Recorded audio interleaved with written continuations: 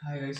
हाय तो आज हम हाइपरटेंशन के रिस्क फैक्टर को देखेंगे। तो पहले आता है old age older than 50 year. जो पीपल मतलब जिनकी एज 50 ईयर्स या इससे एबव हो गई तो उन लोगों में हमें हाइपरटेंशन की कंडीशन देखने को मिल सकती है।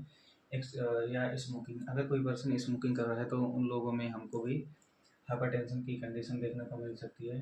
Family history of cardiovascular family history of cardiovascular disease, अगर कोई पर्सन जिसकी फैमिली में कार्डियो मतलब हार्ट से रिलेटेड डिजीजेज हुई हैं तो उसकी जो नई जनरेशन होगी उसमें हमको हार्ट से रिलेटेड या हाइपरटेंशन की कंडीशन देखने को मिल सकती है।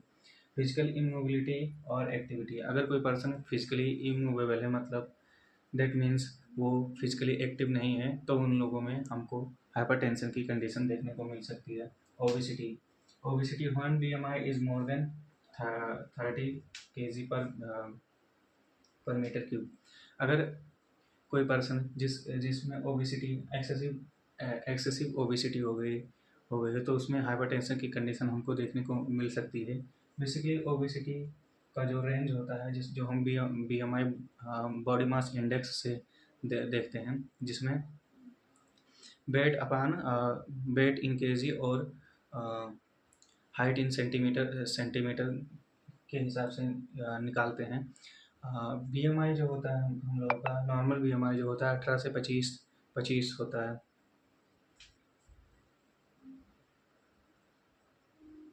नॉर्मल BMI जो होता है किसी पर्सन का वो 18 से 25 होता है। जो अगर इससे एबव BMI किसी पर्सन का होता है तो उसमें हाइपरटेंशन की कंडीशन देखने को मिल सकती है। Excessive intake of sodium in diet, अगर कोई पर्सन एक्सेसिव इंटेक करता है अपनी डाइट में सोडियम का तो बेसिकली अगर हम एक्सेसिव सोडियम अपनी डाइट में इंटेक कर रहे हैं तो उसमें क्या देखने को हमें हाइपरटेंशन की कंडीशन देखने को मिल सकती है। बेसिकली क्या होता है जब हम एक्सेसिव अमाउंट में सोडियम इंटेक करते हैं तो हमारे जो ब्लड का वॉल्यूम होता है वो इंक्रीज हो जाता है और वाटर रिटेंशन देखने को मिलता है, जिससे मतलब थ्रस्ट की कंडीशन डेवलप होती है जिससे हमें बार बार प्यास लगती है। तो अगर हम हाई अमाउंट में हम सोडियम इंटेक कर रहे हैं अपनी डाइट में तो उसमें हाइपरटेंशन की कंडीशन देखने को मिल सकती है। रिपीटेड स्ट्रेस, अगर हम रिपीटेड स्ट्रेस एक ही चीज़ को लेकर बार बार सोच रहे हैं तो उसमें हाइपरटेंशन की कंडीशन देखने को मिल सकती है। क्रोनिक अल्कोहलिज्म, अगर कोई पर्सन है जो एक्सेसिव अमाउंट में मतलब बहुत ही ज़्यादा वो अल्कोहल कंज्यूम कर रहा है या बहुत ही ज़्यादा अल्कोहल का कंजप्शन कर रहा है तो उसमें हाइपरटेंशन की कंडीशन देखने को मिल सकती है। डायबिटीज़ बेसिकली डायबिटीज़ मेलाइटस में भी हमें हाइपरटेंशन की कंडीशन देखने को मिल सकती है। डायबिटीज़ मेलाइटस में इंसुलिन का प्रोडक्शन कम हो जाता है जिससे हमारी बॉडी में ग्लूकोज का लेवल इंक्रीज हो जाता है।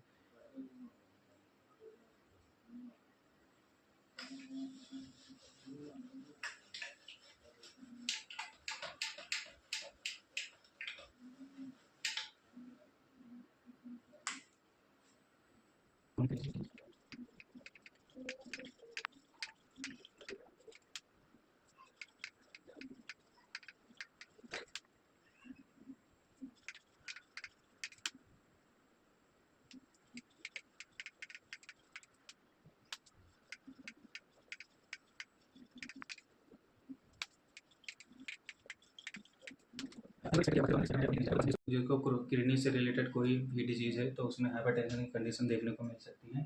या कोई पर्सन है जो सेरिब्रोवेस्कुलर इंसिडेंट, तो सेरिब्रोवेस्कुलर एक्सीडेंट बेसिकली जो होता है वो हमारे ब्रेन के किसी पार्ट में obstruction of the blood flow का जब ऑब्स्ट्रक्शन हो जाता है तो उसमें क्या होता है हाइपरटेंशन की कंडीशन डेवलप हो जाती है।